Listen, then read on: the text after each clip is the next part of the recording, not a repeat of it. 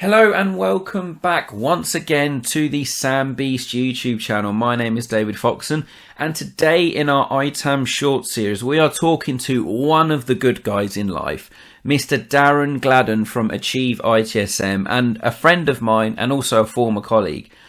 I wanted to kind of get Darren's experience and understanding here on, if you were to start a career in ITSM, where do you start? Do you go to textbooks? Do you go for experience? Do you try and network? So that's the first question I asked Darren, and I'm really excited for you to hear this interview as he gives some really good insights. Whilst you're here, please don't forget to like and subscribe, and we hope to see you next time at the Sam Beast YouTube channel. That's a good question. I'd say keep away from it. It keeps people like me on the job. No, you can't say that. You can't say that. You can't say that. Come on, dude. All right. Edit that bit, yeah? No, that's staying in. Avoid this industry, yeah. No, it's the thing with IT. The thing about IT service management is that all the best people I've ever worked with in terms of that space have always come from an IT background.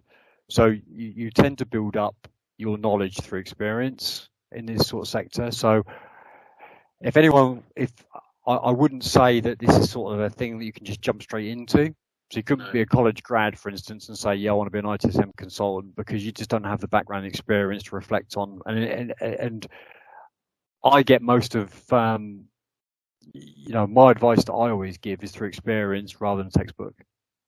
So anyone that want to get into ITSM, what I would say is that if that's something you feel passionate about, then I would go through the traditional service desk route potentially, and really think about customer service, because that's what it's all about. It's all about delivering services to the customer. And that's the key thing, because all the other stuff is just things that make good, help to support good customer service. And try to understand from an ITSM perspective is that those things run service architecture that could go wrong, that could then impact what the customer sees, because ultimately IT is a utility. We need to think of it as a utility. So, people only really contact IT when things really go wrong. So you want to be as silent as possible. So it goes back to what I said really early on about availability. Availability is king in service management. So that's what we're trying to preserve. And in service management, if you want to get a career in that, then what you need to do is you need to have that kind of exposure to different parts. So that's a really good point, because there is so much behind service management. Like for you, for example, you're able to switch from doing a DR project to doing a capacity management project to looking at change management. There's like so many different areas. Is it better to specialize in one of those areas, or be more of an overall generalist that can jump between different disciplines? Overall generalist, because service management requires so many different moving parts to make service management successful. So what you don't want to, you could be an expert in one of those areas, but from my advice, it would be a bit of a generalist in most areas and have that kind of exposure in most parts. That would really help. Nice. And your final question, you're going to need your time machine. This is very loaded. There is no wrong or right answer. And when I've asked people before, they've had a look of panic and despair when I've asked this, but the year is 2030, Daz, okay? What does the ITSM, ITAM, general IT world, what does it look like? Are we all virtual? Are we all working from home? Is everything in Azure and the cloud? Tell me, get in the TARDIS. What does it look like? I think that if I was looking ahead, I would expect that most ITs, the traditional comms room would have disappeared. I think that you're only going to get more, even in the respect of some of the manufacturing industries. I know some of the manufacturing technologies are now starting to look more to work in the cloud, because latency has been an issue.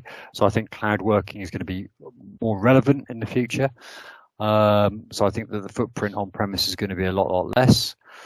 I think that in terms of IT service management, what I would like to think what would happen is that our users will be thought more of as being customers and subscribing to services, like I spoke about before. That will be the norm model rather than a bit of an evangelist kind of model.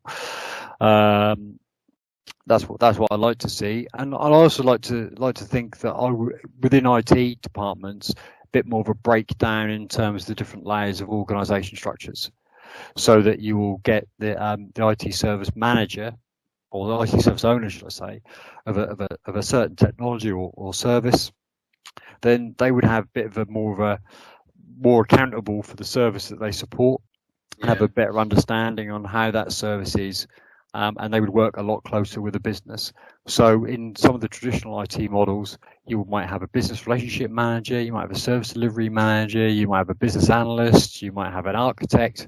Why can't we roll most of those disciplines into the one role and have that one person? So if you think about how pre-sales works with a lot of our partners, a lot of our suppliers, well, why can't we have that same level of internal consultancy within our own IT organisations, working with the business? Being able to and be evangelists for the service that they manage. So they really care about the service, which is absolutely key, and they're evangelists for it.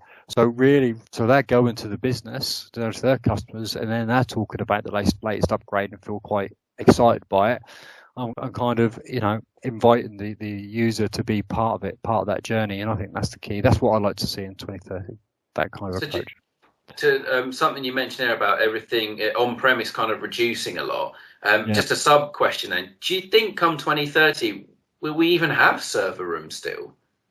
Or will they be like just one or two servers in a rack that are literally like a DR or whatever? And if there are no server rooms, surely then that means like hardware asset management and the hardware budgets are going to come down because you're not investing in that tin anymore.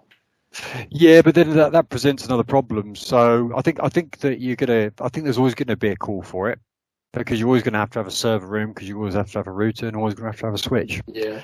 So that's not going to disappear. A server cupboard does. A server cupboard. Unless someone can tell me kind of different. But I think there's always going to be that. But I do think the footprint is going to drastically reduce.